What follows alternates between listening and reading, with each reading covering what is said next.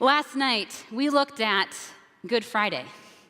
That on Good Friday, the message of the cross and the message of Good Friday is that through the cross, suffering becomes the soil of transformation. That we can sow in tears and journey with Jesus to the cross in the places of our suffering, in hopes that on Resurrection Sunday, on the other end, we will experience joy in the harvest, that one day we will reap with songs of joy the things that we have sown in tears. And later this morning, we're going to get at Resurrection Sunday. But this morning, we're going to look at a day that we often don't talk about in the church. It's sort of like that estranged relative that we would rather not talk to. That elephant in the room, that place in the church where we don't know what to do and we don't know what to say, that Holy Saturday, sometimes called Silent Saturday, the day between Jesus dying on the cross on Good Friday and him raising from the dead on a Holy Sunday, Resurrection Sunday. So what happens in the tomb between death and resurrection? What happens in the soil between sowing in tears and reaping with songs of joy in the harvest? John Ortberg has this awesome message that he gives on Holy Saturday, and he describes it this way. He says, it's the day after a prayer gets prayed, but there's no answer on the way. The day after a soul gets crushed way down, but there's no promise of ever giving up off the mat. Saturday is the day that your dream died. You wake up and you're still alive. You have to go on, but you don't know how.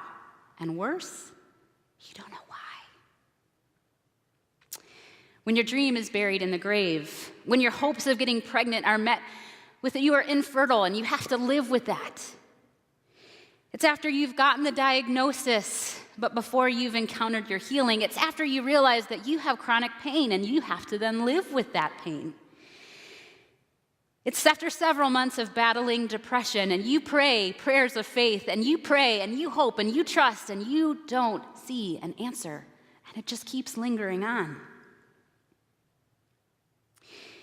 It's after the miscarriages before you get pregnant. It's after you grieve the loss of someone that you love deeply, and the funeral is over, and the party team, the funeral party has departed, and you are left there to pick up the pieces, to close the books, to sort through the belongings, and to somehow sift through, how am I going to journey through this loneliness and this loss? And you feel alone. It's that relationship that you had visioned, this is going to be the one, this is going to be the one, and it dies. And you wonder, what's my future going to look like? Will resurrection ever come? Have you ever wondered why it is that Jesus, after he died on the cross, why did God have to make him wait in the tomb for a day and a half? What happened in the disciples on Holy, Silent Saturday after they saw Jesus, the man that they had hoped and promised? God promised that he would be the Messiah, and there they are in their disbelief and grief and wondering, not even sure if or when he would ever be raised again. Have you ever wondered why it is that Jesus came in part? His resurrection has come, but he has had us wait in this long centuries of waiting before his kingdom will come in full. What happens in the soil between sowing in tears and reaping with songs of joy? You see, I believe that if God, Jesus, could wait in the tomb for a day and a half on Holy, Silent Saturday, he invites us there too. But so many of us in the church, we can't handle Holy Saturday. We can't handle Silent Saturday because that's when you pray those prayers and they don't get answered. And what do you do with that tension where your story is unresolved? And we do this for ourselves, that we are like, we sing these songs, of like, okay, God, like, you're going to come through, you're going to come through, you're going to come through. And sometimes we try to deceive ourselves, like, oh, if I just pray the right prayers, and if I just, or we see people who are going through grief, and we want to give them the promises of the resurrection, right? We want to give them the hope that Jesus is raised from the dead, and there is a place for that. But my friends, I just want to encourage us that there is a place for sitting with people in the tomb and just being silent. And that actually we don't really have the right to name the promise of the resurrection until we've sat with people in their grief and in the wonder and in the why and in the confusion and the pain where suffering and hopelessness seem to be present. And that's okay. We don't have to rush on to the hope-filled promises. And there are some of you in this room even singing these words like, yes, Jesus, you're going to come, and you're like, you know what? I'm just not there right now. I just can't bring myself to sing these prayers, and I'm going to sing them, but I don't know if I can really pray them in my heart right now because I haven't seen that resurrection in my story yet. And I just want to name that's okay. That's an okay place to be, is to sit with Jesus in the tomb and in the dark. How many of you, growing up, had irrational fears of the dark? Anybody? How many of you had fears of something lurking in the darkness? Yeah, so I know for me, I would go down to the basement sometimes when I was a kid, and I was like, there's a witch in the basement, it's gonna get me, and I've gotta run up the stairs real quick. And there was a point in time when I was a kid where my sister and I, we shared a room growing up, and I was around 7 this time, and we had some woods by our house, and we loved to go in the woods and hunt for bugs and things, and we were rough and tumble girls. And we were looking for, bugs, and we found this really cool looking one, and so we put it in a little bug cage, and we put it in our room, and like I said, we were so excited about this bug, but at night, I had forgotten that this bug was in our room, and apparently, it's one of those bugs that makes a lot of noise in the middle of the night. And so all of a sudden, I'm jolted out of my sleep with this obnoxious and when you're 7 years old and you hear that, you're like, whoa, what's going on? And I had forgotten about the bug, and I was hearing this noise, and I was disillusioned, and all of a sudden I thought, in my 7-year-old brain, this is what I came up with. This is what the bug is I think there's a wolf sharpening a pencil in my room. And you know what, maybe it's just me, an artist, my imagination just goes into those places, but this is what I came up with, okay? And when I woke up in the morning and I saw the bug, I was like, oh, okay, duh, that's so stupid. Why would I think of a wolf sharpening a pencil in the dark? But this is what happens to us in the dark, is it not? That when we are in the tomb with Jesus, when we are in the dark, when we are in that place, it is confusing. We can't see the hand in front of our faces, let alone the broader picture of what this is all about and why is this happening and what is this obnoxious noise that I keep hearing, and fears abound, right? Maybe I'm never going to see the hope that I pray for. What if I never see the resurrection? What if I never experience healing? What if it's a wolf sharpening a pencil? We have these real fears that come up for us in the darkness. And I believe that is in the darkness, actually, between sowing and reaping, in that place of darkness, I believe it's where we grow, is that under the soil, where we cannot see, in the darkness, in the waiting. And Psalm 130 speaks about this place. Psalm 130 is a psalm about life in the dark, in the tomb, where fears abound, in the depths of the soil. It is a psalm for those who are waiting in darkness, the soil for the light of spring. And here's what this passage says. It says, "Out of the depths I cry to you, O Lord. Lord, hear my voice. Let your ears be attentive to my cry for mercy. If you, Lord, kept a record of sins, Lord, who could stand? But with you there is forgiveness, so that we can with reverence serve you. I wait for the Lord. My whole being waits, and in his word I put my hope. I wait for the Lord. More than watchmen, wait for the morning. More than watchmen, wait for the morning. Israel, put your hope in the Lord. For with the Lord is unfailing love, and with him is full redemption. He himself will redeem Israel from all their sins. This passage begins with life in the dark. The psalmist is crying, out of the depths I cry to you, O Lord. The context of this psalm is the Levite priests who would keep watch in the middle of the darkness. They would stand on the walls of the city looking, waiting for dawn to come. They would stay up all night looking for dawn to come. And when the dawn came, they could offer the temple sacrifice, which was a sign of God's covenant mercy and forgiveness. And so the Levite priests, they stay up watching for morning, watching, waiting for God's hope and resurrection and forgiveness to come. And they would stay up. The term here, out of the depths, is the term that refers to Sheol, which is the ancient Near Eastern and Old Testament concept of hell. The psalmist is saying, out of hell I cry to you, O Lord. Some of you are in that place right now. He acknowledges the darkness for what it is. Whether it's a result of his sin or the sin of his people, sometimes it's the mess of our own making that we experience the darkness. But sometimes it's just a result of the fall itself. And sometimes you are just dealt a bad hand and you're like, this doesn't make any sense. Out of the depths, I cry to you, O Lord. The space between sunset and sunrise, between the cross and resurrection, the space between sowing and tears and reaping with songs of joy, there is darkness. And what does the psalmist do in that place of darkness? What happens in the waiting under the soil?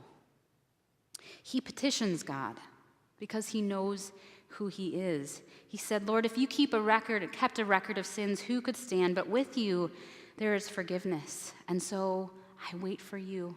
I wait for you to bring justice. I wait for you to bring mercy. I wait for you to bring hope and healing in my story. And I'm going to stay awake and present in the darkness, in the pain.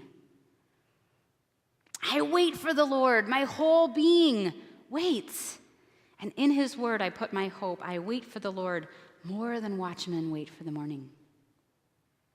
How many of you have pulled an all-nighter? Anybody? Yeah, that's awesome. I love sleep way too much, so I've never actually done it, but I've heard about it. And some of my students used to pull all-nighters when they would study. And how many of you have ever waited up to watch the sunrise? Yeah, there's this level of anticipation, level of expectancy for what's going to come. And what's really interesting about this passage is the word hope here used in Psalm 130 is called yakal. And it means to wait expectantly. You don't wait for something that's not coming. You don't sit and wait for a bus that's never going to show up. You don't wait for the sunrise if you don't trust and believe that it's coming. You don't wait for the light of spring if you've only encountered winter. It's this image of looking above the soil, pleading with God and looking for signs of spring. And what's beautiful right now is in Kalamazoo, you guys are in that place. There are some little seeds that are sprouting above the soil, which is awesome. In Traverse City, we have still about 1.5 feet of snow. You're like, I'll see you in the summer. And there are moments in our lives where we just have to do that, where we plead with God above the soil, waiting, watching for the light of spring, looking for the sunrise, and we stay up and we stay present. It means to stay awake when confusion and fear and suffering abound, to watch for this first break of day, to stay awake and present in the pain with our whole being. And the temptation is to fall asleep and to give up. The temptation is to say, I'm not sure, that this resurrection and this holy Resurrection Sunday is coming, so I'm just going to fall asleep because I can't stay up any longer. You've been pleading above the soil for a really long time, and you're tired. But to stay awake is to stay present. And it takes faith to wait for the dawn, doesn't it? It's a level of trust that says, I don't know how, and I don't know when, and I don't know what it's going to look like, but I'm going to stay awake and trust that you will bring a resurrection somehow, in some way. Between the sowing and the reaping, we grow under the soil. And that's what God does in the waiting. Why is it that we have to wait between the cross and resurrection? I believe it's because what happens in the waiting.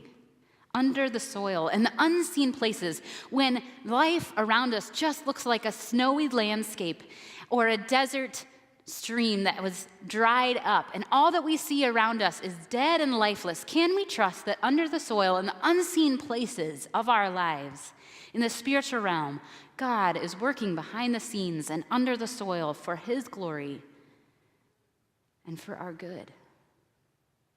Can we trust? What happens in the waiting is under the soil. As I mentioned in my story yesterday, I had many years and many seasons of sowing in tears, and I remember there was a prayer retreat where I gathered with some of my staff colleagues, and I had staff colleagues that were having awesome ministry stories. People are coming to faith. The ministry was growing at Grand Valley and Kalamazoo College or other places, and I'm like, oh wow, that's awesome. But I had to say to my staff colleagues at this prayer retreat, I'm like, I'm just wanting to know, when am I going to be done sowing in tears? Because I feel like I've been in this season and it's endless and I can't see the end of it. I don't know when Resurrection Sunday's coming. How long, oh Lord, am I going to have to sow in tears? And I remember my supervisor, Alicia, she came to campus with me, and we were sitting in Canley Chapel on campus, and I was just recounting to her loss after loss after loss in ministry and in life. And on top of that, I was encountering incredible depression. There was just this cloud that would hang over me, and it would just persist. And I would wake up with this sense of dread. It was really hard to get to campus. It was really hard to keep investing myself when I wasn't seeing anything happen, and grieving the miscarriages and grieving all of this loss, and this depression would just carry on until eventually, gradually around 3 p.m. every day, it would slowly lift. But I had to live with that for months. No matter how hard I prayed for healing, it just kept going on. And I just looked at her with this sense of what is happening? What do I do? How do we meet God in the midst of the tomb? And I said, I don't know what to do. And God bless her, Alicia, she said, rather than giving me the strategy, let's talk about what do we need to do to fix it? How can we rearrange and restructure? And what do we need to do differently to make the ministry work? She was like, you know what? Let's just ask God, what are you doing under the soil? What are you doing? Help us to see some hope of that this isn't pointless. And I prayed many prayers in this journal here. This is sort of my sowing in tears journal. And there were many tears and prayers that I offered in this journal, and this is the place where we ask the Lord, God, what are you doing? Give us a glimpse under the soil. And this is what I heard him say. He said, Betty, I am making a way in the wilderness and the streams in the wasteland, but the ground must be prepared to receive it. I am causing you and your students to thirst so that when I bring the streams and I bring the rain, it won't be wasted on ungrateful hearts. I am causing you to wait, to hunger, to thirst, so that you will drink in my rain when it comes, and it will yield fruit. I am emptying you of relying on yourself and your strength, so that the goodness that comes will be from me. This is not about you and your accomplishments. I am stripping you of your dependence and fear of not meeting human goals, so that my provision will be seen as truly mine and not yours. What happens in the waiting is that shell cracks and finally falls off. What happens under the surface in the waiting is that the seed gives way to the growing plant within. The shell of our old selves falls off. And for me, this was my sense of achievement, my hope and my pride in what I could do. You see, because in the waiting, we lose the illusion of control.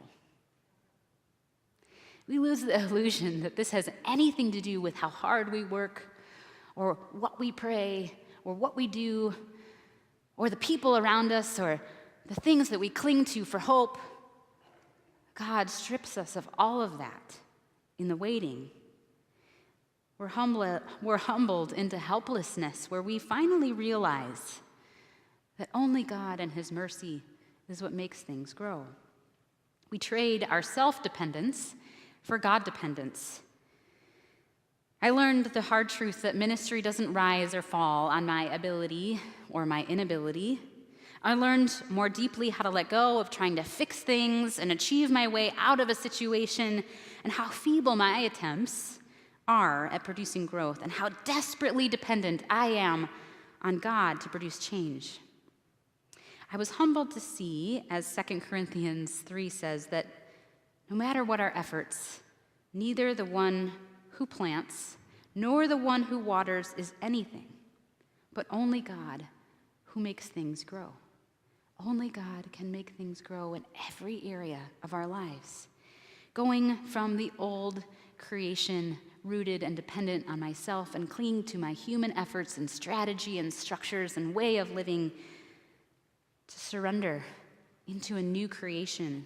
And that is where the transformation happens. That shift from when we start leaning on ourselves to when we start trusting in God. But in between, God grows us in the waiting. You see, if I would have prayed these prayers, God save us, God bring new life in the ministry, and if he would have answered the next day, how likely is it, do you think, that I would have eluded myself to think, well, I prayed that prayer, but I also did all of these other things, and that's what produced growth?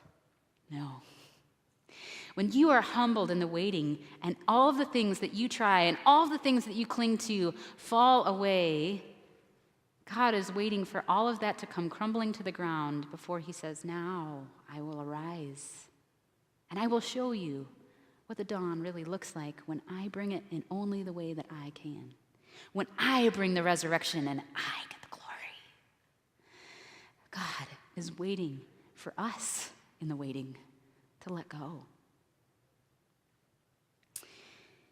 And I learned what grace really looks like lived out when I can just sit in the hole of disappointment and failure with Jesus, where I can actually seek Him as the giver more than the gift, where my longing for resurrection is superseded by my longing for Jesus.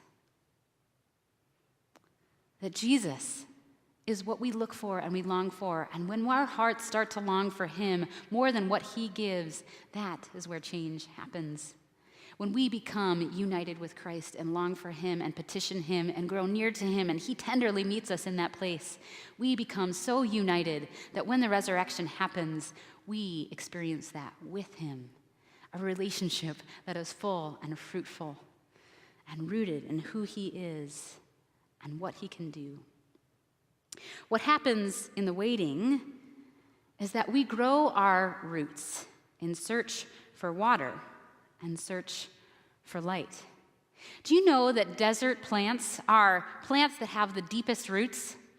Because what happens in the desert, in the winter, in the waiting, is that desert plants, when they're waiting for rain, they stretch out their roots deep in search for water, and they stretch themselves out towards the surface in search for light. And when we do that, when we stretch out and seek for God into the deep places in prayer and into the deep longing and ache of our heart, and we say, God, where are you? Where are you? Where are you? Where are you? I can't see. God, where are you? And in the dark, and we keep seeking, and we keep searching, and we keep asking, and we keep pleading. What happens to us?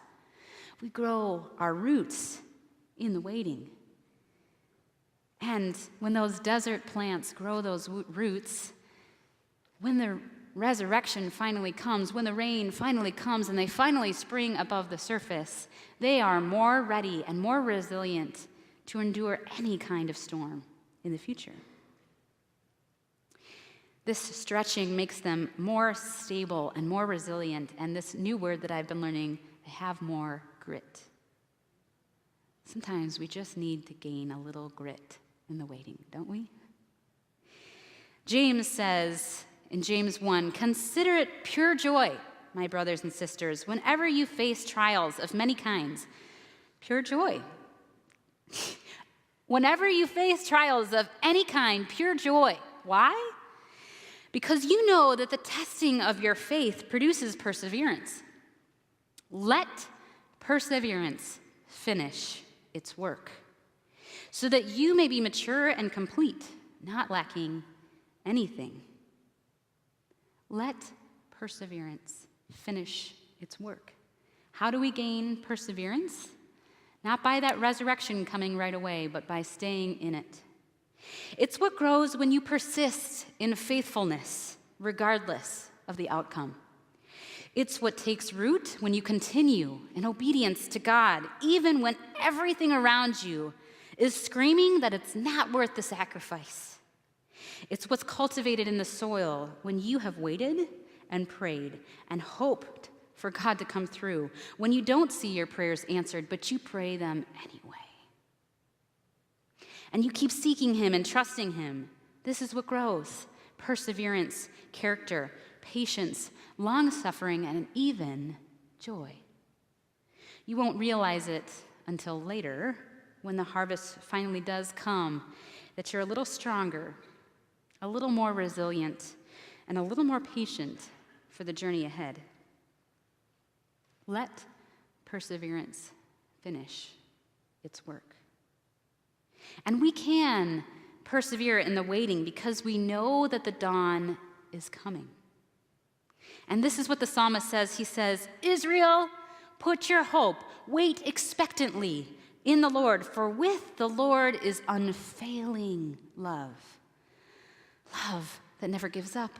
Love that when we put our hope and joy and trust in Jesus will never let us down. And with Him is full redemption. Full redemption. Full redemption. That means every area of your life that you are waiting in the soil and you're asking, God, when? God, how long? God, bring your healing, bring your justice, bring your hope, bring life, bring a breakthrough, Jesus. He says, that area, I will bring full redemption in the resurrection. And we may not see it on this earth, but we can trust that on this earth or in the one to come, we will see a resurrection somewhere. But can you wait and stay up long enough to see the sunrise when it comes? Because when it comes and you've stayed up and you've waited for it and you've prayed for it and you've looked for it and you're longing for these little seedlings to spring above the soil, it comes in such a way that you receive it in a way that no sleeper can ever appreciate. Because the dawn comes with vibrant color and life, and the things that were lurking in the darkness, you see with your very eyes transformed into a beautiful green landscape that you didn't know was there, but was there all along. And God says, look and see what I've been cultivating in the soil, in the sleep where you couldn't see. One day we will see why. One day we will see the seeds that we have planted and longed for in the winter months spring above the surface like the crocus bursting from the soil. And we will receive it with songs of joy, but we can only receive it that way when we have stayed up and waited for it. Those who sow in desert places appreciate the harvest that much more when it comes than the one who sowed in fertile soil.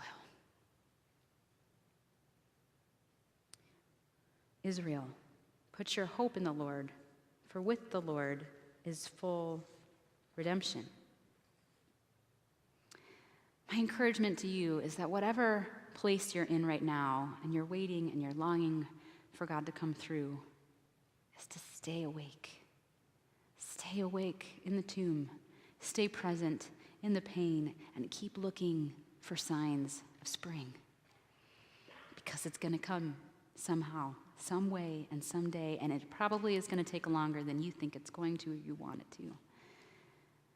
But may you have joy and trust that while you're waiting, the roots are growing under the soil, and that God doesn't waste your waiting, that he's doing something. And I just want to encourage you, ask him. Ask him, God, what are you doing? What are you teaching me through this? How are you wanting to grow me and the circumstances around me? Would you show me a glimpse behind the curtain and under the soil and into the darkness of the tomb? Can you join me there? Can you give me some sign that you're still with me? And I believe that God will, because he's good and he's faithful.